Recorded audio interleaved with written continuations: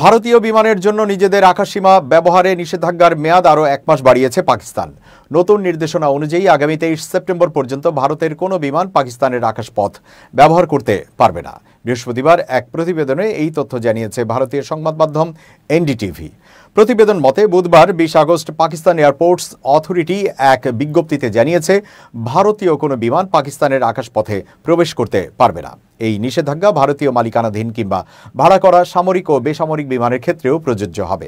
গত 22 এপ্রিল ভারত অধিকৃত কাশ্মীরের পেহেলগামে সন্ত্রাসী হামলার ঘটনা ঘটে। ওই হামলায় অন্তত 26 জন পর্যটক নিহত হন। এই ঘটনার জন্য প্রতিবেশী দেশ পাকিস্তানকে দায়ী করে ভারত।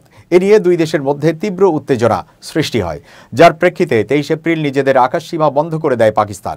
পাকিস্তানের পদক্ষেপের পাল্টা জবাব হিসেবে 23 এপ্রিল ভারতও পাকিস্তানি বিমানের জন্য তাদের আকাশপথ বন্ধ করে দেয়। এরপর কয়েকবার এই নিষেধাজ্ঞা বাড়ানো হয়েছে। সবশেষ গত বুধবার আরও 1 মাস বাড়ানো হলো, যা আগামী 23 সেপ্টেম্বর পর্যন্ত বহাল থাকবে বলে জানানো হয়েছে।